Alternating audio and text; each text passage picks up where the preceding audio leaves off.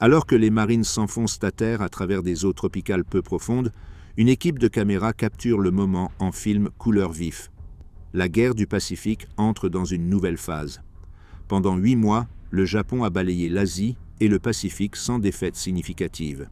Maintenant, sur cette île de jungle éloignée dans la chaîne des Salomon, les États-Unis lancent leur première grande offensive de la guerre. Les images montrent de jeunes hommes, dont beaucoup ont à peine 20 ans, transportant de l'équipement à travers les plages sous un soleil brûlant. Derrière eux, des navires de transport parsèment une mer azur. Au-dessus, des cocotiers se balancent dans la brise. Rien dans cette carte postale tropicale ne laisse présager le carnage à venir. La guerre du Pacifique s'étend sur un tiers de la surface de la Terre. Des îles aléoutiennes gelées aux jungles de Birmanie, des atolls coralliens du Pacifique central aux plages des Philippines, des millions d'hommes se battent à travers des milliers de kilomètres d'océan. Contrairement aux batailles mécanisées de l'Europe, cette guerre tourne autour d'assauts amphibies, d'engagements navals et de campagnes brutales d'île en île. Chaque parcelle de terre couverte de jungle devient une forteresse. Chaque atoll entouré de récifs exige un assaut à travers des eaux ouvertes contre des positions fortifiées. Les distances sont stupéfiantes, la logistique cauchemardesque, le coût humain immense. À la mi-1942, le Japon contrôle un empire plus grand que n'importe quel autre de l'histoire. De la Mandchourie à la Nouvelle-Guinée, de l'île Wake à la Birmanie, le soleil levant flotte sur des territoires conquis contenant 400 millions de personnes. Les commandants japonais croient que leur périmètre défensif est imprenable. Ils ont sous-estimé la puissance industrielle américaine et la détermination des forces alliées à se battre à travers chaque mille d'océan, chaque bande de plage, chaque crête de jungle nécessaire pour atteindre les îles japonaises. Les batailles capturées sur film couleur entre 1942 et 1945 révèlent le véritable visage du combat dans le Pacifique. Contrairement aux actualités en noir et blanc que la plupart des Américains voient dans les cinémas, les séquences en couleur préservent la guerre dans une clarté troublante. La boue rouge sang de Tarawa, la canopée de jungle émeraude de Guadalcanal, la cendre grise couvrant Iwo Jima, les eaux bleu-vert devenant cramoisies pendant les batailles navales, la flamme jaune des lance-flammes nettoyant les bunkers. Ces films, tournés par des caméramens de combat qui meurent souvent aux côtés des hommes qu'ils documentent, fournissent un enregistrement non filtré de la campagne la plus sanglante dans le théâtre du Pacifique. 3 commandants alliés majeurs façonnent la stratégie de la guerre. L'amiral Chester Nimitz commande la flotte du Pacifique depuis son siège à Pearl Harbor, dirigeant l'assaut du Pacifique central à travers les îles Marshall, les îles Caroline et les îles Mariannes vers les Philippines et le Japon. Le général Douglas MacArthur dirige les forces du sud-ouest du Pacifique depuis l'Australie, combattant le long de la côte nord de la Nouvelle-Guinée vers les Philippines, honorant sa promesse de revenir. En Asie du Sud-Est, Lord Louis Mountbatten commande les forces alliées tentant de reprendre la Birmanie et de rouvrir les routes terrestres vers la Chine. Les Japonais font face à cette attaque en 3 volets, avec des ressources en diminution, une détermination fanatique et un code guerrier qui interdit la reddition. Ce qui est en jeu n'est rien de moins que le contrôle de l'océan Pacifique et de l'Asie. Si le Japon réussit à maintenir son périmètre défensif, la guerre pourrait se prolonger pendant des années, forçant potentiellement une paix négociée qui laisserait Tokyo en contrôle de la Chine, de la Corée, de la Mandchourie et d'une grande partie de l'Asie du Sud-Est. Si les Alliés percent, le Japon fait face à une invasion et à une défaite totale. Les enjeux pour des millions de civils asiatiques sous occupation japonaise ne pourraient pas être plus élevés. Les politiques d'occupation brutale du Japon ont déjà tué des millions de personnes par le travail forcé, la famine délibérée et les exécutions de masse. La libération ne viendra que par la victoire des Alliés, achetés avec du sang sur les plages et dans les jungles à travers le Pacifique. Les batailles documentées en couleur entre 1942 et 1945 représentent certains des combats les plus sauvages de l'histoire militaire. Les marines attaquent des plages fortifiées sous un feu nourri. Les soldats se battent pendant des semaines dans des jungles étouffantes où les maladies tuent autant d'hommes que les balles. Les marins subissent des attaques kamikazes qui transforment les navires en infernaux flottants. Les équipages aériens volent des milliers de kilomètres à travers l'océan vide, sachant que leurs avions manquent de carburant pour revenir s'ils ratent leur cible. Les combats développent un caractère unique, combinant la guerre industrielle moderne avec des combats rapprochés primitifs. Les hommes se battent avec des lance-flammes et des grenades dans des grottes et des bunkers. Le combat à la tendance à main reste commun. Les Japonais accueillent la mort plutôt que de se rendre, forçant les troupes alliées à tuer presque tous les défenseurs de chaque île. Aucun quartier n'est demandé ni accordé. Le film en couleur capture ce que les mots ne peuvent pas pleinement retranscrire. L'épuisement dans les yeux des hommes après des semaines de combat, la peur visible sur les visages des troupes embarquant sur des chalands, la beauté surréaliste des couchers de soleil tropicaux sur des navires en flammes, le contraste entre le paradis et l'enfer. Les équipes de caméras suivent les Marines à travers les terrains de massacre, documentant des avancées mesurées en verges achetées avec des dizaines de vies. Ils filment les conséquences des charges Banzai, le travail lugubre des équipes d'inhumation, les regards vides de 1000 verges des survivants choqués par les obus. Ces images, pour la plupart invisibles au public pendant des décennies, offrent le plus complet enregistrement visuel de la terrible réalité de la guerre du Pacifique. Un sergent des Marines écrit plus tard « Nous avons atterri au paradis et l'avons transformé en enfer. Les îles étaient magnifiques. Les combats étaient aussi laids que tout ce que des êtres humains ont jamais fait les uns aux autres. Les caméras couleurs ont capturé les deux et c'est ce qui rend les images si difficiles à regarder. » Les équipes de tournage filmant en couleur font face au même danger que les troupes de combat. Plusieurs d'entre eux meurent lors des atterrissages ou sont blessés en filmant sous le feu. Leurs séquences survivent comme témoignage de ce qui s'est passé sur des îles dont les noms deviennent synonymes de sacrifice: Guadalcanal, Tarawa, Peleliu, Iwo Jima, Okinawa. Voici leur dossier, et le dossier des hommes qui ont combattu et sont morts pour détruire la puissance militaire japonaise et mettre fin à la guerre dans le Pacifique. La situation stratégique à laquelle sont confrontés les Alliés au milieu de 1942 présente un cauchemar de surextension et de ressources limitées. Le Japon contrôle presque toute l'Asie du Sud-Est et le Pacifique occidental. Son périmètre défensif s'étend des îles Aléoutiennes au nord, à travers l'île Wake et les îles Marshall dans le Pacifique central, jusqu'aux îles Salomon près de l'Australie, puis vers l'ouest à travers la Nouvelle-Guinée jusqu'aux Indes néerlandaises, la Malaisie, la Birmanie et en Chine. Cet empire fournit au Japon du caoutchouc, du pétrole, du riz et des minéraux stratégiques nécessaires pour soutenir sa machine de guerre. Plus important encore, les vastes distances entre les postes avancés insulaires semblent garantir la sécurité contre une contre-attaque américaine. Le haut commandement japonais croit que l'océan Pacifique lui-même forme une barrière impénétrable. L'amiral Isoroku Yamamoto, architecte de l'attaque de Pearl Harbor, comprend le potentiel industriel américain, mais espère que l'esprit guerrier du Japon et les positions défensives rendront le coût de la reconquête si élevé que Washington négociera la paix. Les planificateurs japonais construisent d'énormes fortifications sur des îles clés. Ils creusent des tunnels et des bunkers, positionnent l'artillerie pour couvrir les plages de débarquement et préenregistrent des mortiers sur les routes d'approche probables. Les garnisons reçoivent l'ordre de défendre chaque position jusqu'à la mort. Le code de Bushido exige que les soldats meurent plutôt que de se rendre. Cette philosophie transformera chaque île en une forteresse qui devra être réduite par la force.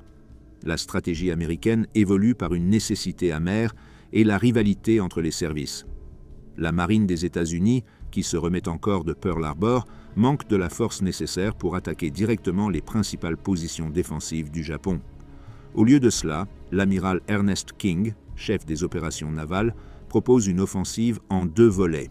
L'amiral Nimitz avancera à travers le Pacifique central en s'emparant des bases insulaires qui peuvent soutenir de nouvelles avancées. Le général MacArthur, commandant depuis l'Australie, combattra le long de la côte de la Nouvelle-Guinée et à travers les Philippines. Les 2 commandants nécessitent d'énormes ressources. Tous 2 croient que leur itinéraire offre le chemin le plus rapide vers la victoire. Tous 2 reçoivent moins que ce dont ils ont besoin. La décision d'envahir Guadalcanal vient d'une nécessité stratégique. Les forces japonaises construisent un aérodrome sur l'île qui menacera les lignes d'approvisionnement alliées vers l'Australie. Si l'aérodrome devient opérationnel, les avions japonais peuvent attaquer les navires dans le Pacifique Sud. L'amiral King et le général Marshall approuvent une attaque malgré les risques de l'opération. La première division des Marines, commandée par le major-général Alexander Van de Grift, reçoit l'ordre de saisir l'aérodrome avant qu'il ne soit achevé. Les Marines ont été entraînés à la guerre amphibie, mais n'ont jamais tenté une opération de cette ampleur. Ils font face à un ennemi d'une force inconnue sur une île sur laquelle le renseignement américain ne sait presque rien. Les forces alliées assemblées pour l'opération de Guadalcanal reflètent les pénuries désespérées de 1942. Le vice-amiral Richmond Kelly Turner commande la force amphibie avec une collection improvisée de transports et de cargos. La force d'attaque des porte-avions du vice-amiral Frank Jack Fletcher fournit un soutien aérien avec 3 porte-avions, Saratoga, Enterprise et Wasp. Ceux-ci représentent près de la moitié de la puissance opérationnelle des porte-avions américains. Leur perte serait catastrophique. Les Marines embarquant sur les transports en Nouvelle-Zélande à la fin de juillet comptent environ 19 000 hommes organisés en 3 régiments d'infanterie ainsi que des unités d'artillerie et de soutien. Ils transportent des munitions limitées, 30 jours de rations et des cartes inadéquates. Les rapports de renseignement suggèrent que la garnison de l'île compte moins de 3000 troupes japonaises. Cette estimation s'avère extrêmement inexacte. Le voyage de la Nouvelle-Zélande aux îles Salomon dure 8 jours. Les Marines passent le trajet à étudier des cartes rudimentaires, à nettoyer des armes et à essayer d'imaginer ce qui les attend. Beaucoup n'ont jamais vu le combat. Les officiers informent leurs hommes sur les tactiques japonaises basées sur des rapports de batailles antérieures. Les soldats japonais se battent jusqu'à la mort. Ils lancent des attaques nocturnes avec des baïonnettes fixes. Ils font semblant de se rendre, puis attaquent. Ils torturent les prisonniers. Les jeunes Marines écoutent et se demandent s'ils seront à la hauteur. La plupart viennent à peine de terminer leur formation. Beaucoup ont rejoint après Pearl Harbor, cherchant à se venger. Maintenant, la revanche a un prix, et ils le paieront sur des plages et dans des jungles dont ils ne peuvent prononcer les noms. Le groupe d'intervention approche de Guadalcanal pendant la nuit du 6 au 7 août 1942. Les marines dorment par intermittence dans des compartiments de troupes bondés en dessous du pont. Au-dessus, les marins se préparent à soutenir l'atterrissage avec des tirs d'artillerie navale. Dans l'obscurité, les transports et les navires de guerre glissent entre Tulagi et Guadalcanal, arrivant non détectés. L'élément de surprise représente le plus grand avantage de l'opération. Les commandants japonais ne s'attendent à aucune offensive alliée sitôt. Leurs garnisons sont dispersées, mal préparées et vulnérables. Cet avantage ne durera pas longtemps. À l'aube du 7 août, le bombardement commence. Des croiseurs et des destroyers ouvrent le feu sur des positions japonaises suspectées. Le son des canons navals résonne à travers l'île. Les marines se rassemblent sur le pont, regardant des éclairs oranges illuminer l'obscurité tropicale. Un film couleur capture le moment. De jeunes visages éclairés par le feu des armes, la tension visible sur chaque expression, le matériel chargé, les armes vérifiées une dernière fois. Les canots de débarquement se balancent sur les palans descendus dans des mers calmes. Les premiers Marines descendent des filets de chargement et montent à bord des petits bateaux qui les emmèneront jusqu'à la plage. L'invasion de Guadalcanal commence. L'atterrissage lui-même rencontre peu de résistance. Les forces japonaises, surprises par l'assaut, fuient dans l'intérieur de la jungle. Les Marines s'avancent sur la terre en s'attendant à de violents combats, mais trouvent les plages désertes. Dans l'après-midi, ils s'emparent de l'aérodrome partiellement achevé, sans opposition sérieuse. Van de Grift établit son poste de commandement et commence à organiser les défenses. La facilité de l'atterrissage engendre une fausse confiance. Les officiers croient qu'ils font face à un ennemi démoralisé. Ils ne comprennent pas encore que la vraie bataille n'a pas commencé. La garnison japonaise s'est retirée pour se regrouper. Des renforts sont déjà en route vers le sud depuis Rabaul. La marine impériale se prépare à détruire la flotte alliée et à isoler les Marines à Guadalcanal. Pendant ce temps, à travers le Pacifique, d'autres opérations se déroulent simultanément. Dans le Pacifique central, les forces de Nimitz consolident le contrôle de Midway, la victoire navale décisive de juin ayant détruit la force de frappe porte-avions du Japon. En Alaska, les troupes américaines et canadiennes luttent pour expulser les forces japonaises d'Attu et de Kiska dans les Aléoutiennes. En Chine, les armées japonaises poursuivent leur occupation brutale, faisant face à la résistance des forces nationalistes et communistes. En Birmanie, les troupes britanniques et indiennes luttent contre les offensives japonaises qui menacent l'Inde elle-même. La guerre s'étend sur une douzaine de fronts, chacun exigeant des ressources qui n'existent pas en quantité suffisante. La réponse japonaise à Guadalcanal démontre l'importance stratégique de l'île. Dans les 24 heures suivant le débarquement, l'amiral Gunichi Mikawa assemble sans relâche une force de frappe de croiseurs et de destroyers à Rabaul. Sa mission ? Détruire les transports et le soutien naval allié, laissant les Marines bloqués sans provisions ni renforts. La force de Mikawa se précipite vers le sud à travers la chaîne des Salomons durant le 8 août, approchant de Guadalcanal après la tombée de la nuit. Les opérateurs de radar alliés détectent les navires japonais, mais l'identification s'avère difficile. Au moment où les commandants américains réalisent qu'une force d'attaque approche, il est trop tard pour se préparer adéquatement. La bataille de l'île Savo éclate peu après minuit, le 9e août. Dans l'obscurité et la confusion, les croiseurs japonais dévastent la force de protection alliée. Les croiseurs lourds Astoria, Quincy, Vincennes et le croiseur australien Canberra coulent ou brûlent de manière irréparable. Plus de 1000 marins meurent en moins d'une heure. La puissance de tir japonaise, des tactiques de combat nocturnes supérieures et une meilleure formation produisent une défaite catastrophique. Seul le soin japonais empêche un désastre complet. Mikawa se retire sans attaquer les transports vulnérables, craignant les avions porte-avions américains à l'aube. Sa décision sauve la force d'invasion, mais n'empêche pas l'amiral Fletcher de retirer ses porte-avions vers le sud, loin des attaques japonaises supplémentaires. À Guadalcanal, les Marines se réveillent avec une nouvelle dévastatrice. Leur soutien naval a été anéanti. Les navires de secours se retirent immédiatement, emportant avec eux des munitions, de la nourriture et du matériel essentiel. Les Marines sont seuls, tenant un aérodrome incomplet sur une île hostile, face à un ennemi qui contrôle maintenant les eaux environnantes. Van de Grift réalise que sa division doit se retrancher et tenir jusqu'à ce que la marine puisse revenir. Il ne sait pas combien de temps cela prendra. Il ne sait pas si des renforts arriveront à temps. Il sait seulement que la retraite est impossible et que la défaite signifie la mort ou la captivité sous un ennemi qui prend peu de prisonniers et les traite brutalement. Un officier de marine se souvient plus tard « Lorsque nous avons appris que la marine se retirait, emportant la moitié de nos fournitures avec elle, nous avons compris notre situation. Nous étions jetables. Si nous pouvions tenir l'aérodrome, la marine reviendrait. Si nous ne le pouvions pas, ils nous abandonneraient. C'était aussi simple que cela et aussi terrifiant. » Un commandant japonais note dans son journal « Les Américains ont commis une erreur fatale. Ils ont débarqué à Guadalcanal sans préparation adéquate. Nous allons les détruire et jeter leurs corps à la mer. L'empereur sera content. » Les deux hommes ont tort. Les Marines tiendront. Les Japonais déverseront des hommes et des navires dans une bataille qui deviendra un champ de bataille meurtrier pour les deux côtés. L'île appelée Guadalcanal, un nom inconnu de la plupart des Américains avant août 1942, deviendra synonyme de guerre de jungle, de courage et du terrible coup de la victoire dans le Pacifique. La campagne pour Guadalcanal domine les 6 premiers mois de l'offensive alliée, établissant le schéma des batailles à venir.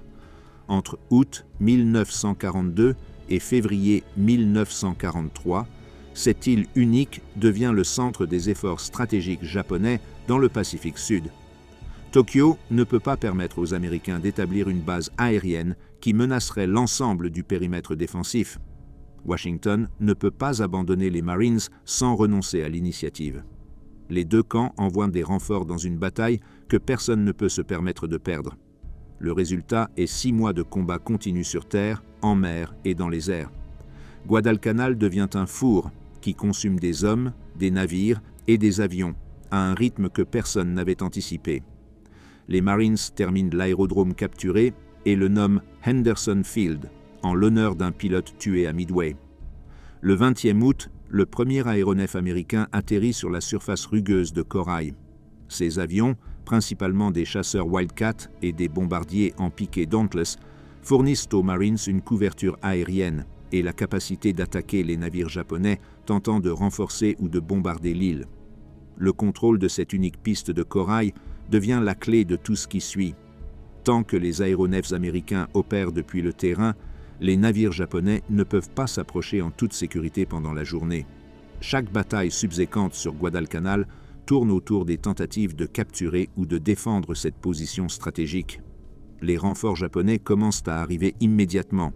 L'amiral Raizo Tanaka développe le système Tokyo Express, utilisant des destroyers rapides pour descendre la chaîne des Salomon après la tombée de la nuit, débarquer des troupes et des fournitures, puis s'échapper avant que l'aube n'apporte des avions américains. Les Américains appellent ces opérations la « course des rats ». Tout au long de la fin de l'été et du début de l'automne, des destroyers japonais livrent des milliers de troupes sous le couvert de l'obscurité. Le renseignement japonais sous-estime considérablement la force des Marines, ne signalant que 2000 défenseurs, alors qu'en réalité, plus de 10 000 Marines tiennent le périmètre. Cette erreur de calcul façonne chaque assaut japonais qui suit, les commandants envoyant des forces insuffisantes contre des positions préparées. Le premier grand assaut japonais a lieu le 21 août. Le colonel Kiyonao Ichiki mène environ 900 soldats dans une attaque nocturne contre les positions marines le long de la rivière Ilu, appelée à tort Tenaru par les forces américaines. Ces hommes avancent dans l'obscurité, baïonnettes au fusil, confiants en une victoire facile. Ils tombent directement sur des positions marines préparées, soutenues par de l'artillerie et des mitrailleuses. La bataille de la rivière Tenaru devient un massacre. Les défenseurs marins, retranchés le long de la rive, attendent que les soldats japonais traversent la barre de sable avant d'ouvrir le feu. Les mitrailleuses fauchent les rangs avant. Les obus d'artillerie explosent parmi les troupes regroupées sur la plage étroite. Malgré des pertes dévastatrices, vague après vague, les soldats continuent d'avancer, certains atteignant les positions marines pour engager un combat rapproché avant d'être tués. À l'aube, près de 800 soldats japonais gisent morts sur la plage et dans les eaux peu profondes. Les pertes marines sont inférieures à 50. Ichiki, regardant sa commandement détruit, brûle ses couleurs régimentaires et se suicide. L'attaque révèle une doctrine tactique qui se répétera tout au long de la campagne. Des assauts frontaux menés sans égard pour le coup, pas de retraite, la mort avant la honte. Le schéma s'intensifie au cours du mois de septembre. Le général de division Kiyotake Kawaguchi atterrit à Guadalcanal avec 6000 soldats de la 35e brigade d'infanterie. Toujours opérant sous de fausses informations, il reçoit des ordres d'attaquer immédiatement. Son plan prévoit une attaque coordonnée de plusieurs directions durant la nuit du 13e au 14e septembre. L'attaque se concentre sur un ridge au sud de l'aérodrome, une pente couverte de jungle qui commande l'accès à Henderson Field. Si les forces japonaises capturent ce ridge, leur artillerie peut détruire l'aérodrome et le rendre inutilisable. La bataille d'Edson's Ridge, nommée d'après le lieutenant-colonel Merritt Edson qui commande les défenseurs, commence après la tombée de la nuit, le 13e septembre.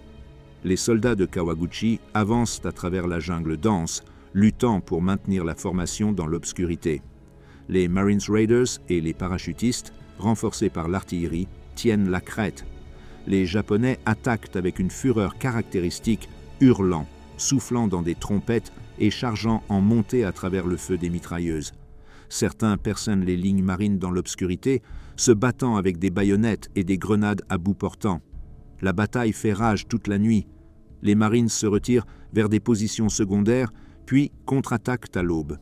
Le feu d'artillerie des batteries près du champ d'Henderson disperse les formations japonaises.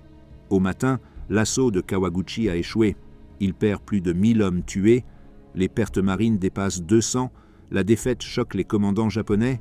Ils commencent à comprendre que la capture de Guadalcanal nécessite un effort majeur et non les opérations de petite échelle tentées jusqu'à présent. Tokyo engage la 38e division, des troupes vétéranes de Hong Kong et de Java, dans la campagne. Pendant ce temps, la guerre navale s'intensifie. Les deux camps renforcent leur position, faisant rentrer des troupes, des fournitures et du matériel. Les eaux autour de Guadalcanal deviennent connues sous le nom de sonde de fer, alors que les batailles navales envoient navire après navire au fond. La vie quotidienne des Marines sur Guadalcanal se transforme en une lutte acharnée contre plusieurs ennemis. Les soldats japonais attaquent régulièrement. testant les défenses, lançant de petites incursions, épuisant les défenseurs. Les navires de guerre japonais bombardent le terrain d'Henderson presque chaque nuit, obligeant les Marines à se réfugier dans des tranchées, tandis que les obus détruisent des avions et des installations. Pendant le mois d'octobre, les cuirassés japonais réalisent des bombardements dévastateurs, tirant des centaines d'obus de 14 pouces dans le périmètre des Marines. Les impacts forment des cratères sur l'aérodrome et détruisent les dépôts de carburant. Les Marines émergent de leurs abris pour trouver des avions réduits en morceaux, des tentes déchiquetées et des camarades morts ou blessés. La maladie ravage les deux camps avec une férocité égale. Le paludisme infecte des milliers d'hommes, ces cycles de fièvre et de frissons affaiblissant des unités entières. La dysenterie se propage par des sources d'eau contaminées. Des ulcères tropicaux rongent la chair, résistant au traitement. Dans l'humidité constante, les infections fongiques prospèrent. Les hommes perdent rapidement du poids, leur corps consommant du muscle pour de l'énergie. Les uniformes pourrissent et les bottes se désagrègent dans l'humidité implacable. En octobre, près de la moitié des Marines sur Guadalcanal souffrent de paludisme, de dysenterie ou d'autres maladies tropicales. Pourtant, ils restent sur la ligne, car il n'existe pas de remplaçants. Les soldats japonais endurent des conditions encore pires. Les pénuries d'approvisionnement les laissent affamés, ne subsistant qu'avec des poignées de riz et tout ce qu'ils peuvent trouver. Beaucoup meurent de maladies et de malnutrition plutôt que de combat, leur corps étant trop affaibli pour combattre les infections. Les deux côtés se battent en étant malades, épuisés et à moitié affamés, soutenus uniquement par leur détermination et la peur de ce que signifie la défaite. Les Japonais lancent leur plus grande offensive à la fin d'octobre. Le lieutenant-général Harukichi Hyakutake arrive à Guadalcanal avec la 38e division et assume le commandement personnel.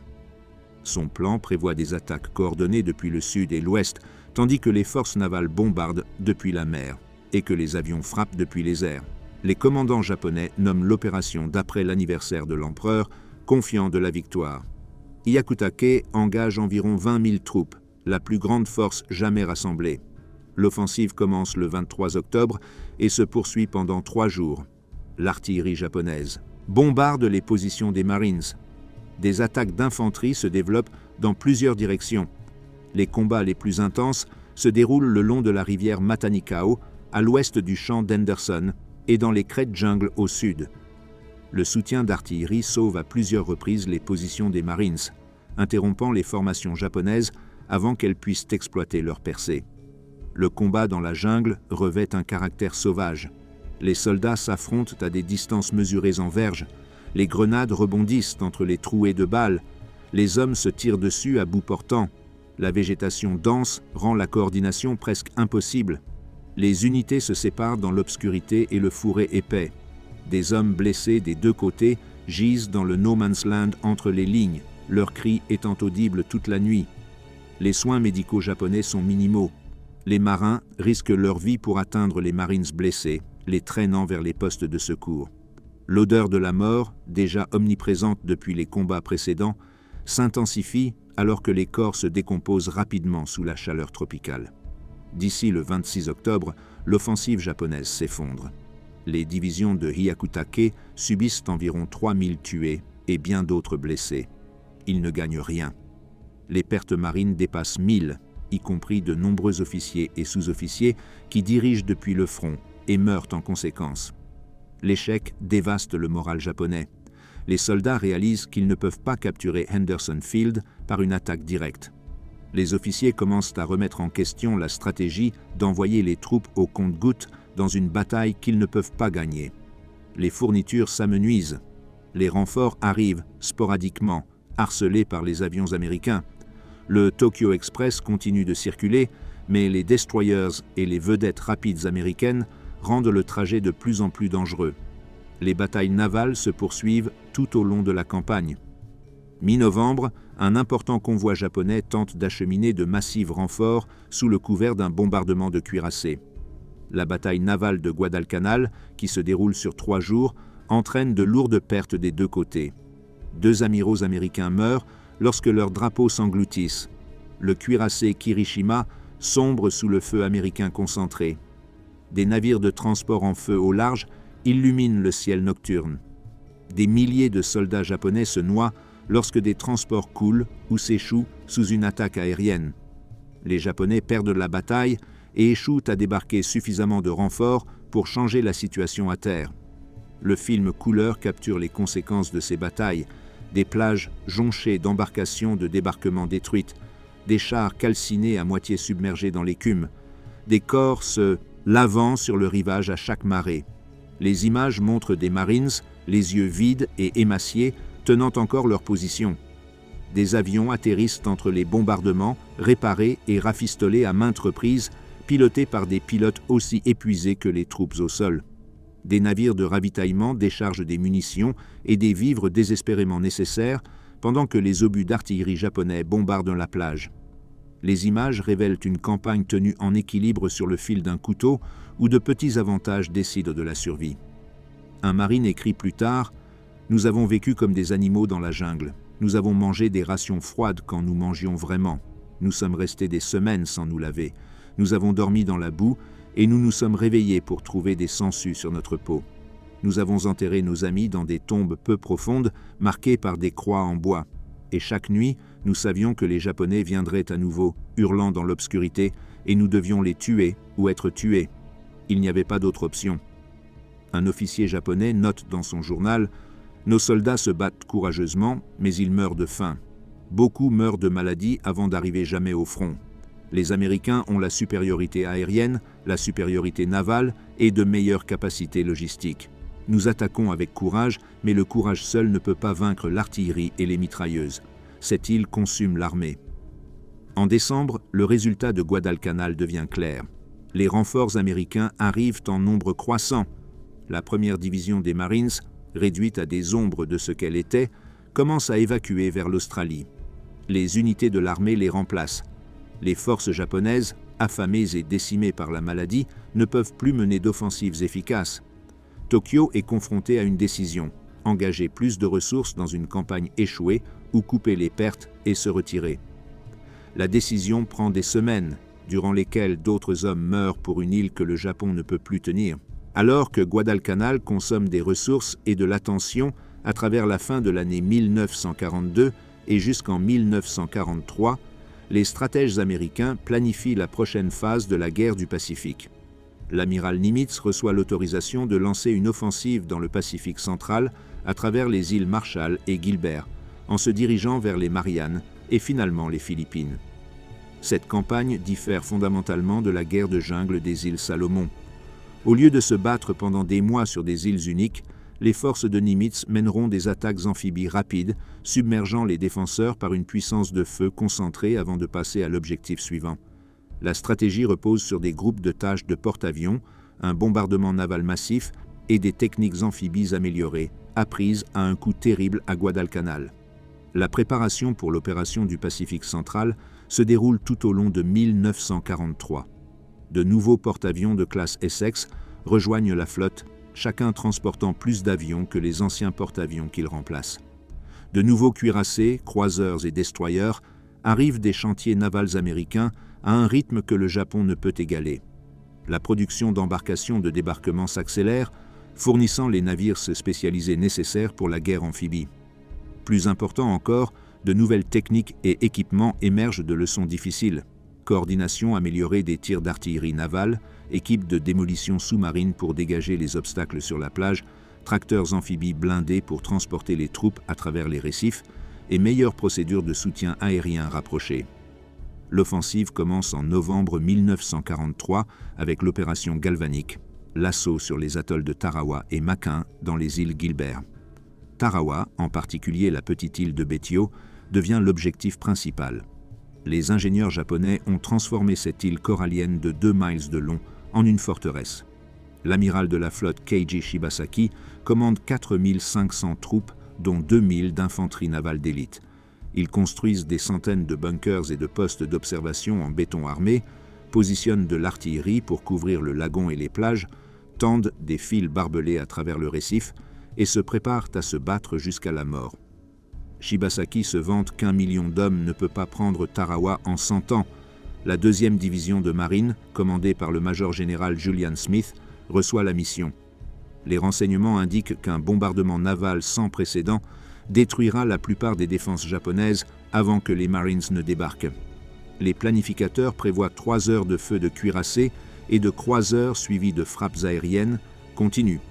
Les officiers assurent aux Marines que peu de Japonais survivront. Ils ont catastrophiquement tort. Les bunkers en béton peuvent résister à tout, sauf aux frappes directes des plus gros obus, et le bombardement ne neutralise qu'une fraction des positions défensives. L'assaut sur Betio commence à l'aube du 20e novembre 1943. La première vague de Marines monte à bord de tracteurs amphibies conçus pour ramper sur le récif corallien entourant l'île. Les vagues suivantes montent dans des embarcations de débarquement conventionnelles. Le plan dépend de la marée haute qui recouvre le récif, permettant aux bateaux de traverser la lagune. La marée ne monte pas comme prévu. Les embarcations de débarquement s'échouent sur le récif à des centaines de mètres de la côte. Les Marines doivent traverser le corail exposé sous un tir intense. Les images couleurs capturent l'horreur. Les Marines sortent des chalands de débarquement échoués directement sous le feu des mitrailleuses. Beaucoup meurent dans l'eau, abattus avant de faire une douzaine de pas. Des corps flottent dans la lagune peu profonde. Le sang colore l'eau turquoise en rouge sombre. Des hommes blessés se noient dans un peu moins d'1 mètre d'eau, incapables de se tenir debout sous le poids de leur équipement. Ceux qui atteignent la plage trouvent un mur de mer de 1,20 mètre, sans abri au-delà. Le feu japonais vient de bunkers invisibles jusqu'à ce que les Marines soient presque sur eux. Le bruit est assourdissant. L'odeur de la poudre et de la mort est écrasante. Les premières heures sur Betio représentent certains des combats les plus sanglants de l'histoire du corps des Marines. Des pelotons entiers cessent d'exister en quelques minutes après l'atterrissage. Des officiers meurent en conduisant leurs hommes en avant. Le commandant de bataillon transmet un message simple par radio. Question en doute. Pendant plusieurs heures, l'invasion est suspendue à un fil. La persévérance des Marines et la rigidité japonaise sauvent la situation. De petits groupes de Marines, dirigés par des sergents et des lieutenants après la chute des officiers supérieurs, trouvent des failles dans les défenses et avancent dans les terres. Les ingénieurs font sauter des passages à travers les obstacles. Les chars qui réussissent à débarquer fournissent un soutien de feu mobile. Les bombardements navals, maintenant dirigés par des observateurs à terre, commencent à détruire les bunkers avec précision. Plus critique encore, la doctrine japonaise interdit une défense flexible, empêchant les contre-attaques qui pourraient repousser les Marines. À la tombée de la nuit, les Marines tiennent un précieux point d'appui. Des renforts traversent le récif toute la nuit, acceptant des pertes pour renforcer le pouvoir de combat à terre. La bataille se poursuit pendant 3 jours supplémentaires. Les Marines combattent bunker par bunker, utilisant des lance-flammes, des explosifs et des tirs de tank à bout portant. Les défenseurs japonais se battent depuis des positions fixes jusqu'à leur mort. Presque aucun ne se rend. Les combats sont intimes et sauvages. Le 23e novembre, la résistance organisée prend fin. Parmi les 4500 défenseurs japonais, seulement 17 hommes blessés se laissent capturer. Les pertes des Marines s'élèvent à plus de 3000, y compris plus de 1000 morts. Pour une île de 2 miles de long et de 800 yards de large, le coup choque l'Amérique. Les leçons de Tarawa remodèlent la doctrine amphibie américaine pour toutes les opérations suivantes. Les attaques futures reçoivent des bombardements navals plus longs et plus intensifs. Des équipes de démolition sous-marine dégagent les obstacles sur les plages avant d'atterrir. Des véhicules amphibies améliorés garantissent que les troupes peuvent traverser les récifs indépendamment des marées. Ce qui est le plus important, c'est que les commandants acceptent que les îles fortement fortifiées nécessitent une force écrasante et produiront de lourdes pertes. Il n'y a pas de raccourci, chaque bunker doit être détruit, chaque défenseur doit être tué. L'offensive du Pacifique central s'accélère à travers 1944. En janvier et février, les Marines et les troupes de l'armée attaquent les îles Marshall. Kwajalein, Roanamur et Eniwetok tombent après des batailles brèves mais intenses. Les garnisons japonaises, isolées et sans soutien, luttent jusqu'à l'anéantissement. Le schéma devient routinier. Bombardement naval, frappe aérienne, assaut amphibie, réduction méthodique des défenses, inévitable dernière résistance japonaise. Derrière les forces d'assaut, des bataillons de construction construisent des aérodromes et des bases à une vitesse remarquable. La campagne atteint son point culminant stratégique avec l'invasion des îles Mariannes en juin 1944. Saipan, Tinian et Guam se trouvent dans la portée des bombardements des îles japonaises. Leur capture permettra au bombardier B-29 Superfortress de frapper directement le Japon. Les commandants japonais comprennent l'importance stratégique des Mariannes et garnisonnent fortement les îles. Saipan, à elle seule, retient 30 000 troupes japonaises sous le commandement du lieutenant-général Yoshitsugu Saito. Le terrain montagneux de l'île offre d'excellentes positions défensives. Les civils, y compris les colons japonais et les Chamorros autochtones, comptent environ 25 000. L'invasion de Saipan commence le 15 juin 1944. La 2e et la 4e division de Marines débarquent sur la côte sud-ouest après un bombardement naval massif. L'opposition est intense, mais la taille de l'île permet des manœuvres. Les Marines avancent à l'intérieur des terres, établissant une tête de pont de plusieurs milles de large. La 27e division d'infanterie de l'armée débarque en réserve. Au cours des semaines suivantes, les forces américaines se battent à travers les crêtes et les champs de canne de Saipan, réduisant les positions japonaises par le biais du feu et de l'assaut frontal. La bataille produit des scènes d'horreur sans précédent, même pendant la guerre du Pacifique. Des civils japonais, informés que les Américains vont les torturer et les tuer, commettent un suicide collectif plutôt que de se rendre. À Marpy Point, l'extrémité nord de l'île, des centaines sautent des falaises sur les rochers en contrebas. Les mères jettent leurs enfants à la mer avant de sauter elles-mêmes. Les troupes américaines tentent de dissuader les civils par haut-parleurs, offrant la sécurité. La plupart refusent. Le film couleur capture des silhouettes lointaines tombant des falaises, minuscules contre le bleu du Pacifique. La résistance militaire japonaise prend fin lors d'une ultime charge Banzai le 7 juillet. Saito ordonne l'attaque, puis se suicide rituellement. Cette nuit-là, environ 3000 soldats japonais chargent les lignes américaines avec des fusils, des épées et des lances en bambou. Le feu d'artillerie met fin à l'attaque à l'aube. Des corps couvrent le sol devant les positions américaines. La charge n'accomplit rien d'autre que d'augmenter le nombre de morts. La chute de Saipan coûte environ 3000 Américains morts et 13 000 blessés. Les pertes militaires japonaises dépassent 29 000 tués. Le nombre de civils décédés s'élève à environ 10 000, beaucoup par suicide. La bataille démontre que la résistance japonaise s'intensifie à mesure que les forces américaines approchent des îles natales. Les soldats et les civils acceptent la mort plutôt que d'accepter la défaite. Un vétéran des Marines se souvient plus tard « Tarawa était l'enfer, mais cela a duré 3 jours. Saipan était l'enfer pendant 3 semaines. Chaque grotte abritait des défenseurs qui devaient être brûlés. Chaque crête coûtait des vies à capturer. Et quand c'était enfin fini, nous avons regardé des civils se tuer eux-mêmes et leurs enfants plutôt que de nous faire confiance. C'est alors que nous avons compris que cette guerre ne prendrait fin que lorsque le Japon serait entièrement détruit ou que nous aurions tué tout le monde sur les îles principales. Il n'y aurait pas de paix négociée. » Un officier japonais écrit avant sa mort « Nous avons combattu avec honneur et courage, mais les Américains sont trop forts. Leurs navires et avions assombrissent le ciel. Leur artillerie ne s'arrête jamais. Nos soldats meurent courageusement, mais ils meurent néanmoins. Saipan est perdu. Peut-être que le Japon lui-même est perdu, mais nous nous battrons jusqu'à la fin, comme notre code l'exige. » La campagne des Mariannes se poursuit jusqu'en août avec la conquête de Tinian et de Guam. Les 2 îles tombent après des batailles suivant le modèle de Saipan. Résistance intense, lourde perte et victoire américaine ultime. Le résultat stratégique est décisif. Les bombardiers B-29 commencent à arriver sur des aérodromes nouvellement construits. À la fin de 1944, ils frappent régulièrement les villes japonaises. La guerre entre dans sa phase finale. Le périmètre de défense du Japon est en ruine. Les forces américaines se préparent à envahir les Philippines et finalement le Japon lui-même. La question n'est plus de savoir si le Japon va perdre, mais combien d'autres vont mourir avant que la fin n'arrive.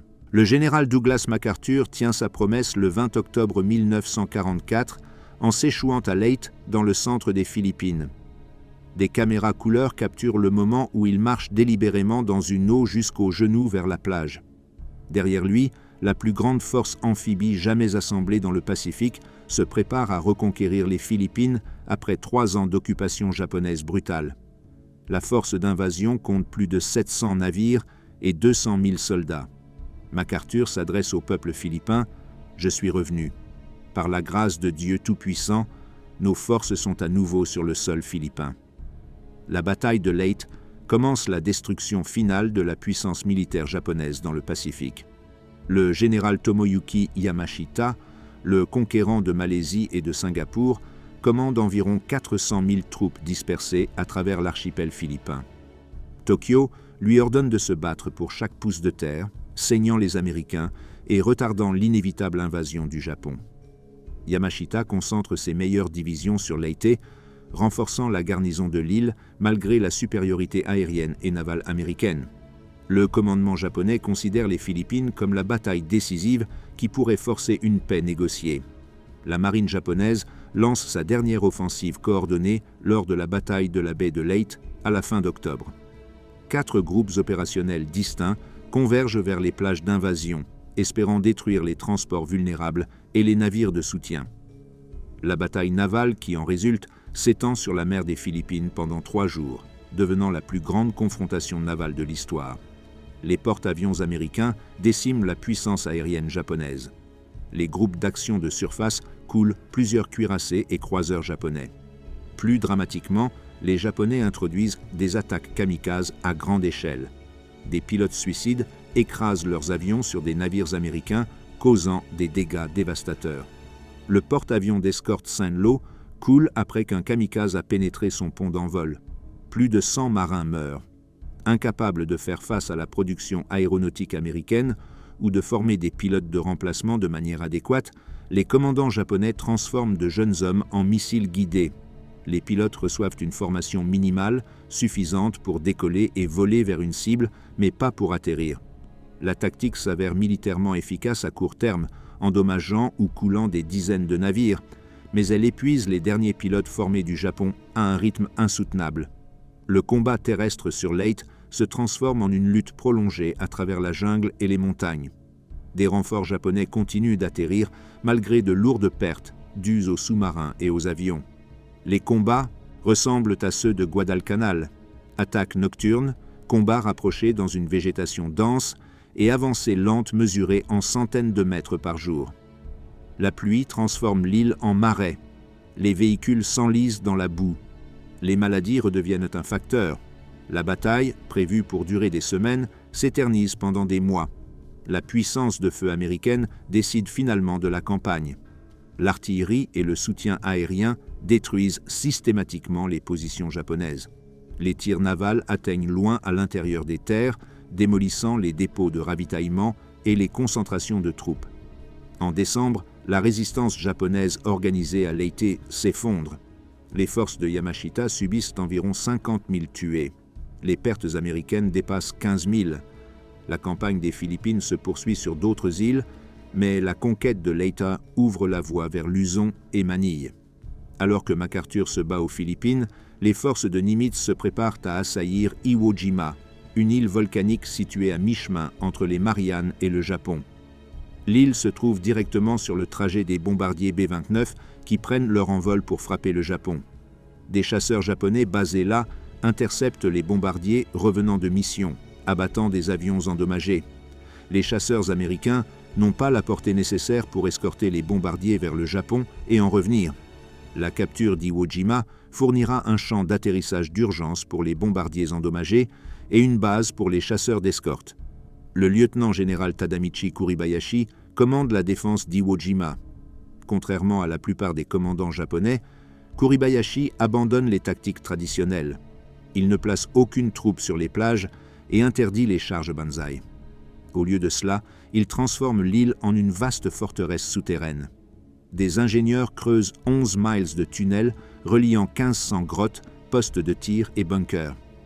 Des pièces d'artillerie se cachent dans des grottes, émergeant pour tirer avant de se retirer sous terre. Des nids de mitrailleuses couvrent chaque approche. Kuribayashi dit à ses 21 000 hommes qu'ils ne gagneront pas, mais qu'ils feront payer les Américains en sang pour chaque mètre. Il estime que chaque défenseur tuera 10 Américains avant de mourir. L'invasion commence le 19 février 1945, après 3 jours de bombardement naval. Le 5e corps amphibie, composé des 3e, 4e et 5e divisions de Marines, débarque sur la côte sud-est. La résistance initiale semble légère. Les Marines avancent à l'intérieur des terres à travers du sable volcanique noir qui ne offre aucune couverture et s'effondre sous leurs pieds, rendant le mouvement épuisant. Les hommes luttent pour gravir les terrasses escarpées qui s'élèvent depuis la plage. Puis, les Japonais ouvrent le feu. Des obus d'artillerie et des obus de mortier tombent sur les plages.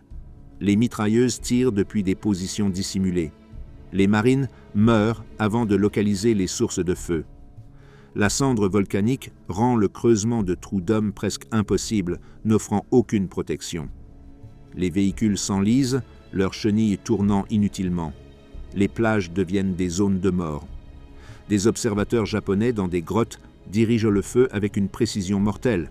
Le film couleur montre des marines s'accrochant au sol, rampant en avant, mourant en groupe lorsque des obus tombent parmi eux. La bataille pour Iwo Jima se transforme en le combat d'infanterie le plus sauvage de la guerre du Pacifique. Chaque grotte doit être nettoyée, chaque bunker doit être détruit. Les défenseurs japonais tirent depuis des positions dissimulées, puis se retirent par des tunnels pour se battre à nouveau ailleurs. Les équipes de lance-flammes et les équipes de démolition travaillent constamment. Les chars fournissent un soutien de feu mobile, mais plusieurs tombent dans des fosses camouflées ou sont détruits par des canons antichars cachés. Les progrès sont mesurés en mètres par jour. Les pertes s'accumulent sans relâche. Le mont Suribachi, le cône volcanique dominant l'extrémité sud d'Iwo Jima, devient le premier objectif majeur. Les Marines combattent pendant 4 jours pour atteindre le sommet. Le 23 février, une patrouille atteint le sommet et lève un drapeau américain. Quelques heures plus tard, un drapeau plus grand est hissé, et le photographe de l'Associated Press Joe Rosenthal capture l'image iconique qui définira la bataille. 3 des 6 hommes sur la photographie meurent avant la fin de la bataille. Le lever de drapeau donne un coup de fouet au moral, mais la bataille est loin d'être terminée. Les 2 tiers nord d'Iwo Jima demeurent entre les mains japonaises. Le terrain y est pire, crêtes rocheuses, ravins profonds et des centaines de positions fortifiées. Les Marines avancent pas à pas, nettoyant les positions avec des grenades, des lance-flammes et des explosifs. Les défenseurs japonais émergent des tunnels derrière les lignes américaines, attaquant depuis des directions inattendues. Les combats nocturnes sont constants. La pression brise certains hommes. D'autres luttent avec une détermination sombre, sachant que le seul moyen de quitter l'île est la victoire ou la mort. Les pertes dépassent toutes les prévisions. À la fin de la première semaine, les 3 divisions de Marines subissent plus de 50% de pertes dans leur bataillon d'assaut. De nouveaux remplaçants se retrouvent au combat dans les heures qui suivent leur débarquement. Le corps des Marines engage sa division de réserve. Les hôpitaux débordent de blessés. Le sable volcanique, contenant du soufre, provoque une infection rapide des blessures. L'intensité de la bataille produit des actes de courage extraordinaires. 27 médailles d'honneur sont décernées pour des actions à Iwo Jima, plus que toute autre bataille unique dans l'histoire américaine. La moitié est décernée à titre posthume. Les récompenses reflètent la nature désespérée de la bataille et les âges des récipiendaires, beaucoup étant âgés de 17 à 22 ans. La résistance japonaise s'effondre enfin à la mi-mars après près d'1 mois de combats continus. Kuribayashi mène une attaque finale contre les zones arrières américaines avec ses troupes restantes. Il meurt en combattant. Sur 21 000 défenseurs japonais, seulement 216 se laissent capturer, la plupart étant trop gravement blessés pour se suicider. Les pertes américaines totalisent environ 26 000, dont 6 800 morts. Près d'1 Américain blessé pour chaque défenseur japonais. Le débat sur la question de savoir si l'île valait le coup devient superflu, alors que des bombardiers B-29 endommagés commencent à atterrir tandis que les combats se poursuivent. À la fin de la guerre, plus de 2400 bombardiers effectuent des atterrissages d'urgence, sauvant environ 24 000 aviateurs qui, autrement, auraient dû se jeter à la mer. des chasseurs P-51 Mustang commencent à escorter des missions de bombardement vers le Japon, réduisant considérablement les pertes de bombardiers. Un marine écrit plus tard « Iwo Jima était pire que tout ce que nous pouvions imaginer. Les Japonais ne chargeaient pas en criant. Ils attendaient dans leurs grottes et tunnels et nous tuaient quand nous étions proches. Nous utilisions des lance-flammes pour les en déloger. Nous faisions sauter des grottes avec des explosifs. Nous avons fait des choses terribles parce que nous n'avions pas le choix. Et ils continuaient à se battre même lorsqu'ils n'avaient aucune chance de gagner. Chaque position devait être prise par la force. Chaque grotte devait être scellée. C'était un massacre à l'échelle industrielle, et cela a duré 36 jours. Un soldat japonais écrit dans son journal, trouvé après sa mort, « Nous sommes tous des hommes morts. Nous savons que nous ne pouvons pas gagner, mais nous pouvons faire payer les Américains pour cette île avec du sang. Peut-être que si nous en tuons assez, ils n'envahiront pas le Japon. C'est notre dernier service à l'empereur. Nous allons mourir ici, loin de chez nous, mais nous mourrons en accomplissant notre devoir. » En mars 1945, les forces américaines sont aux portes du Japon. Les Philippines sont presque libérées. Iwo Jima fournit une base pour les opérations de bombardement. Okinawa, la prochaine cible, rapprochera les forces américaines à portée de vue du Japon lui-même. Les batailles finales approchent et elles s'avéreront encore plus coûteuses que celles qui les ont précédées. Le coût humain de la guerre du Pacifique entre 1942 et 1945 défie la compréhension. Les pertes militaires de tous les côtés dépassent 2 millions de morts. Les décès civils, principalement en Chine, aux Philippines et dans d'autres territoires occupés, se chiffrent à des millions de plus. Chaque statistique représente une vie individuelle prise, une famille brisée, un avenir effacé. Les séquences filmées en couleur capturent des fragments de ce coup humain immense, des rangées de corps recouverts de ponchos sur les plages du Pacifique, des navires hôpitaux débordant de blessés, des survivants épuisés assis immobiles après la bataille et des fosses communes creusées par des bulldozers. Les pertes militaires américaines dans le théâtre du Pacifique totalisent environ 111 000 morts et 253 000 blessés. Le corps des Marines, supportant le poids des attaques sur les îles, souffre de manière disproportionnée. La première division des Marines débarque à Guadalcanal avec environ 19 000 hommes. En décembre, les maladies et les combats les réduisent à moins de 9 000 troupes efficaces.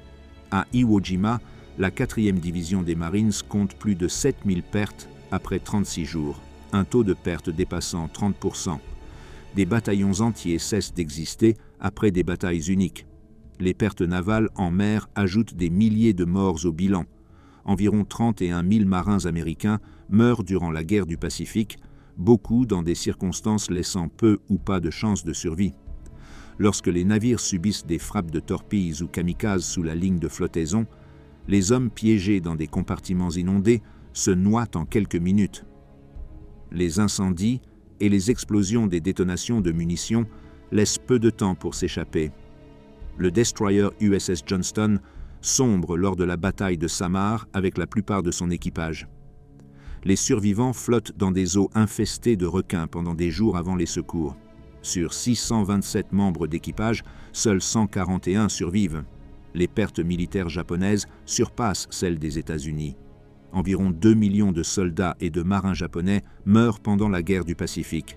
La politique de se battre jusqu'à la mort transforme chaque bataille en un massacre. D'île en île, les garnisons japonaises sont anéanties. Guadalcanal coûte à Japon environ 25 000 morts. Seppan ajoute encore 30 000.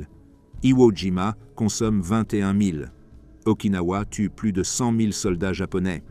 À la fin de la guerre, des centaines de milliers d'autres soldats japonais restent dispersés à travers les îles du Pacifique, isolés, affamés et oubliés.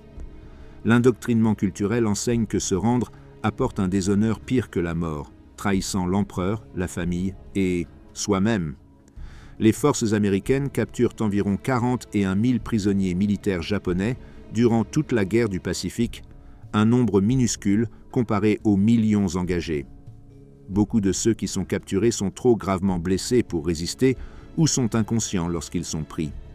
Les rares qui se rendent consciemment font souvent face à l'ostracisme de leurs camarades prisonniers qui les considèrent comme des lâches. Les pertes civiles dans la guerre du Pacifique atteignent des chiffres véritablement catastrophiques. Aux Philippines, environ 1 million de civils meurent pendant l'occupation japonaise et la campagne de libération. Les troupes japonaises, en retraite à travers Manille, en février 1945, mènent des massacres systématiques, tuant environ 100 000 civils en un mois. L'artillerie américaine, tentant de déloger les défenseurs japonais, contribue au nombre de victimes. Les survivants sortent des ruines pour constater que leurs quartiers ont été effacés et que leurs familles sont mortes. La Chine subit des pertes qui défient tout calcul. Les politiques d'occupation japonaise, la famine délibérée, le travail forcé et les opérations militaires tuent environ 15 à 20 millions de civils chinois entre 1937 et 1945. Le viol de Nankin en 1937 tue environ 300 000 civils. La politique des trois tous, tuer tous, brûler tous, piller tous, dépeuple des régions entières. Les travailleurs forcés chinois meurent par centaines de milliers à construire des chemins de fer et des fortifications. En Asie du Sud-Est, l'occupation japonaise tue des millions de personnes par la famine et le travail forcé.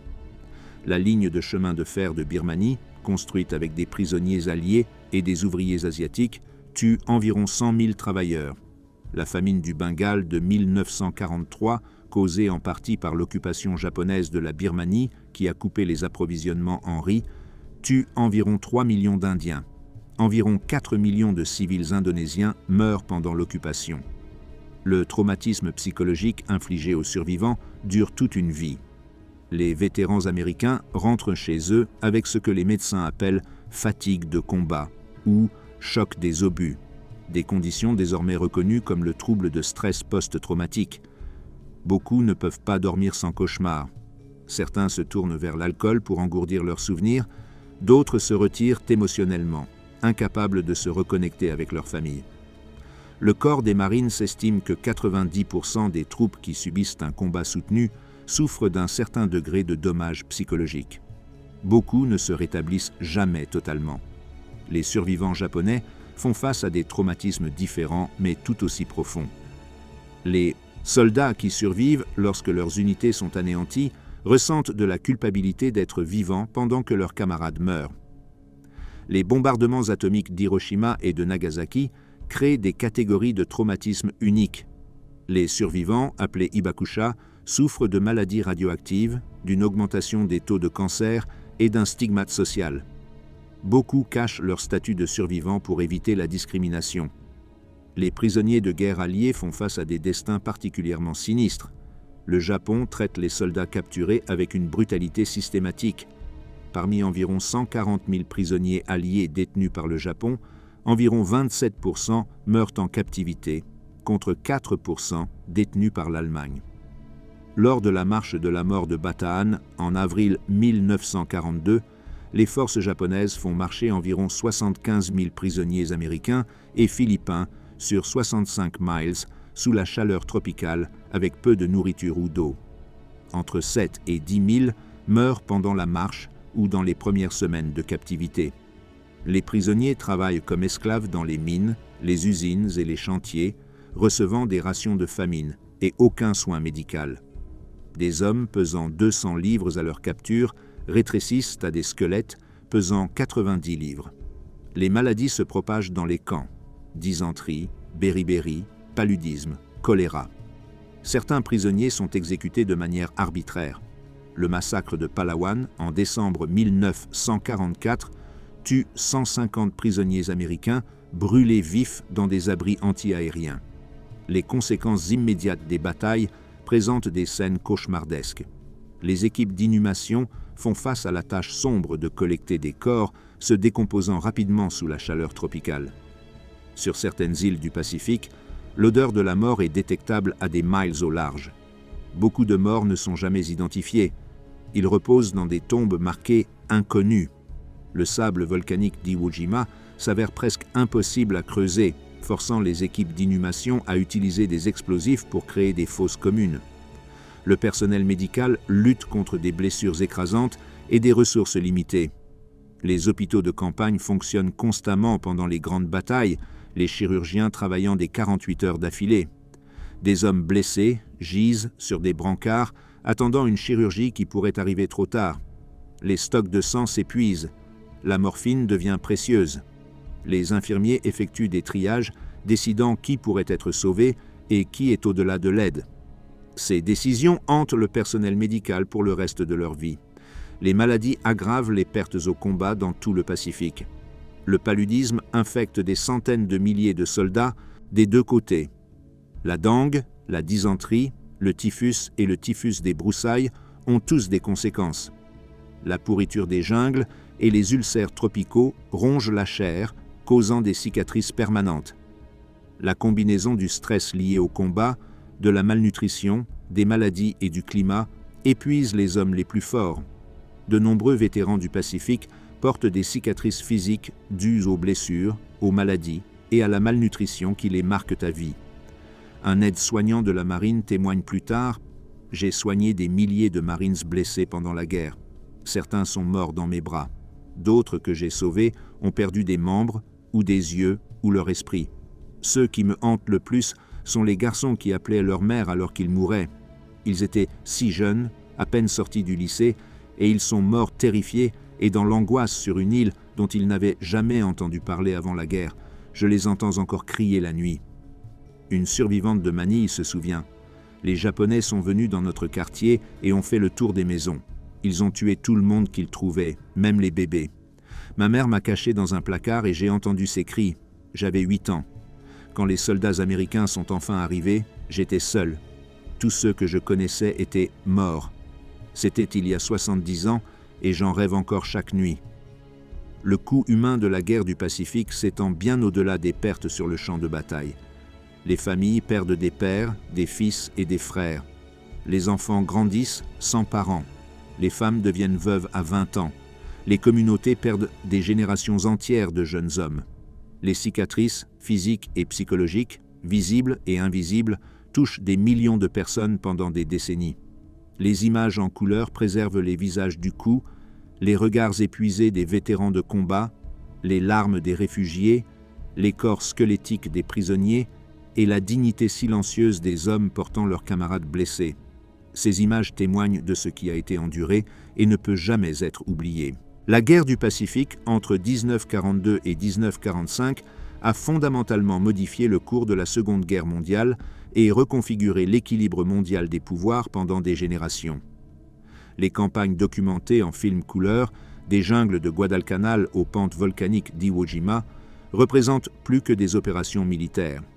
Elles marquent le changement décisif dans la domination du Pacifique de l'Empire japonais vers les États-Unis, l'émergence de l'Amérique en tant que superpuissance mondiale et le début de la fin des empires coloniaux européens en Asie. L'importance stratégique de ces batailles ne peut être surestimée. Guadalcanal a arrêté l'expansion du Japon et a pris l'initiative. Pendant 6 mois, les deux côtés ont engagé tout sur une seule île. L'échec du Japon là-bas a démontré que son périmètre défensif pouvait être franchi et que ses forces pouvaient être vaincues. L'impact psychologique a résonné à travers les deux armées. Les troupes américaines ont gagné en confiance. Les soldats japonais ont commencé à douter qu'une victoire était possible. À partir d'août 1942, le Japon a mené une guerre défensive qu'il ne pouvait pas gagner. L'offensive du Pacifique central, lancée avec Tarawa et culminante aux Mariannes, a brisé la ligne de défense stratégique du Japon. La capture de Saipan, Tinian et Guam a placé des bombardiers B-29 à portée des îles japonaises.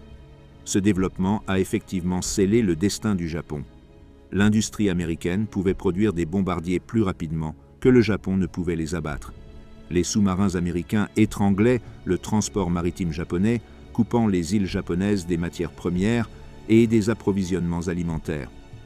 À la mi-1945, le Japon était affamé et brûlé jusqu'à la soumission même avant que les armes atomiques n'entrent en jeu. Les conséquences politiques immédiates de la victoire alliée dans le Pacifique ont remodelé l'Asie de manière permanente. L'Empire du Japon, construit au cours de décennies de conquêtes, s'est effondré en quelques mois après la capitulation. La Corée a obtenu son indépendance après 35 années d'occupation brutale. Les Philippines ont obtenu leur pleine indépendance en 1946. Les puissances coloniales européennes ont tenté de récupérer leurs territoires asiatiques, mais ont trouvé les mouvements nationalistes trop forts pour être réprimés. Les Néerlandais ont perdu l'Indonésie, la France a finalement perdu l'Indochine après des années de guerre. La Grande-Bretagne a accordé l'indépendance à la Birmanie, puis plus tard à la Malaisie et à Singapour. La guerre du Pacifique, combattue ostensiblement pour préserver les empires coloniaux, les a finalement détruits. Le coût humain a entraîné des changements sociaux profonds dans les nations participantes. En Amérique, des millions d'hommes sont rentrés du service dans le Pacifique, fondamentalement changés par ce qu'ils avaient vécu. La mythologie de la plus grande génération obscurcit la réalité selon laquelle de nombreux vétérans ont lutté contre le traumatisme, l'alcoolisme et l'incapacité à s'adapter à la vie civile. La société manquait de vocabulaire ou de traitement pour le trouble de stress post-traumatique. On s'attendait à ce que les vétérans reprennent une vie normale, sans reconnaître ce qu'ils avaient enduré. Beaucoup ont réussi par une détermination incroyable, construisant des carrières et des familles, tout en portant des blessures invisibles. D'autres ne s'en sont jamais complètement remis. Au Japon, la défaite et l'occupation ont complètement transformé la société. L'empereur, auparavant considéré comme divin, a annoncé qu'il était humain. La démocratie a remplacé le militarisme. Les femmes ont obtenu le droit de vote. La réforme agraire a brisé le pouvoir des seigneurs féodaux. L'éducation a été réformée pour éliminer l'endoctrinement militariste. La nation qui a déclenché la guerre du Pacifique, avec des visions de domination asiatique, est ressortie de l'occupation en tant que démocratie pacifiste, constitutionnellement interdite, de maintenir des forces militaires offensives. Cette transformation, imposée par les autorités d'occupation américaines, s'est révélée durable et profonde. Pour les nations asiatiques prises entre l'occupation japonaise et la libération alliée, l'héritage de la guerre est resté complexe et douloureux. Les Chinois ont souffert plus que tout autre peuple, avec des morts civiles s'élevant à des dizaines de millions. La guerre a renforcé le mouvement communiste de Mao Zedong, menant finalement à la guerre civile chinoise et à la victoire communiste en 1949. Les Philippines ont porté les cicatrices à la fois de la brutalité japonaise et de la destruction causée par la libération. L'Indonésie, le Vietnam et d'autres nations d'Asie du Sud-Est sont sortis de l'occupation déterminés à résister à tout retour à un statut colonial, préparant ainsi le terrain pour des décennies de conflits. Les leçons militaires apprises dans le Pacifique ont fondamentalement façonné la doctrine moderne de la guerre amphibie. Chaque aspect des opérations amphibies actuelles, de la reconnaissance avant le débarquement à la coordination du soutien aérien rapproché, a évolué à partir des batailles de la guerre du Pacifique. Les techniques développées pour assaillir des îles fortifiées restent pertinentes malgré les avancées technologiques. Le problème de base reste inchangé. Projeter la force de la mer vers la terre contre des défenses préparées nécessite une puissance de feu écrasante, une planification détaillée et l'acceptation des pertes. Les forces armées modernes étudient Tarawa, Iwo Jima et Okinawa lors de la préparation des opérations amphibies. La guerre du Pacifique a démontré l'importance cruciale de la logistique, de la production industrielle et de l'innovation technologique dans la guerre moderne.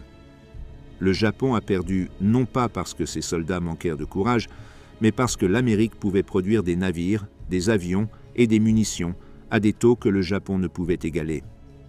Les États-Unis ont construit plus de porte-avions de classe Essex pendant la guerre que le Japon n'a construit de porte-avions au total. Les chantiers navals américains ont produit des navires marchands plus rapidement que les sous-marins allemands et japonais ne pouvaient les couler. Cette puissance industrielle, combinée à la volonté d'accepter des pertes et de continuer à se battre, s'est avérée décisive. Aucun esprit de combat ne pouvait surmonter un tel écart matériel. Aujourd'hui, la guerre du Pacifique est commémorée différemment dans différentes nations. En Amérique, elle reste la bonne guerre, un conflit moral clair contre l'agression. Les musées et les mémoriaux honorent les vétérans et commémorent les batailles. Le lever de drapeau à Iwo Jima reste une image emblématique. Pearl Harbor sert de rappel de vigilance contre les attaques surprises. Au Japon, la mémoire reste contestée. Certains reconnaissent les atrocités et l'agression de la guerre. D'autres les minimisent ou les nient. La controverse du sanctuaire Yasukuni, où les criminels de guerre sont honorés aux côtés des soldats ordinaires, continue de générer des tensions diplomatiques. En Chine et en Corée, La colère contre les actions japonaises pendant la guerre reste intense, compliquée par la perception que le Japon n'a jamais présenté d'excuses adéquates ou fait amende honorable. Les images en couleur tournées entre 1942 et 1945 fournissent une documentation historique inestimable. Contrairement aux films d'actualité en noir et blanc, le film couleur capture la guerre avec une clarté troublante. Les images rendent le conflit immédiat et réel, de manière que les photographies statiques ne peuvent pas. Les générations futures peuvent voir non seulement ce qui s'est passé, mais percevoir également la réalité du combat, de l'occupation et de la libération dans des détails vifs. Les séquences témoignent de la capacité humaine, à la fois pour un courage extraordinaire et une cruauté terrible. Elles documentent le sacrifice, la souffrance et la survie. Plus important encore, elles préservent des visages et des moments qui pourraient autrement être oubliés. Les leçons de la guerre du Pacifique restent pertinentes au XXIe siècle. Le conflit a montré que les démocraties, lorsqu'elles sont unies et engagées, peuvent vaincre l'agression totalitaire, malgré des revers initiaux. Il a prouvé que la supériorité technologique et industrielle, bien que cruciale, ne peut pas remplacer la volonté de continuer à se battre, quel qu'en soit le coût. Il a montré que les différences culturelles dans les attitudes envers la mort, la reddition et l'honneur militaire affectent profondément la manière dont les guerres sont menées et terminées. Il a révélé que les populations civiles souffrent de manière disproportionnée dans la guerre totale et que faire la distinction entre les combattants et les non-combattants devient presque impossible. Peut-être plus important encore, le coût humain écrasant de la guerre du Pacifique sert d'avertissement contre le nationalisme agressif, le militarisme et l'ambition territoriale non maîtrisée. La décision du Japon de lancer la guerre contre la Chine, puis de s'étendre en Asie du Sud-Est et dans le Pacifique, a finalement apporté la destruction sur le Japon lui-même. Des millions de personnes sont mortes, des villes ont brûlé et un empire s'est effondré. Le film Couleur capture des fragments de cette immense tragédie. Des jeunes hommes mourant sur les plages, des civils fuyant des villes en flammes, des prisonniers mourant de faim dans des camps et des survivants regardant les caméras avec des expressions d'épuisement, de traumatisme et de perte. Comme le réfléchit plus tard l'historien John Dower, la guerre du Pacifique a été menée avec une sauvagerie qui a choqué même les vétérans du théâtre européen. La haine raciale, le malentendu culturel et l'idéologie totalitaire ont combiné pour produire des combats où l'aide était rarement demandée ou accordée. Les images en couleur de ces batailles ne nous montrent pas la gloire, mais l'horreur, pas le triomphe, mais la tragédie. Cela nous rappelle que la guerre, quelle que soit sa nécessité, détruit quelque chose d'essentiel chez ceux qui la combattent et dans les sociétés qui la mènent. Les batailles documentées en couleur entre 1942 et 1945 se sont terminées par la reddition du Japon en août 1945, mais leurs effets résonnent à travers les décennies suivantes. Les hommes qui ont combattu, les civils qui ont enduré et les sociétés qui ont survécu portent tous des marques permanentes.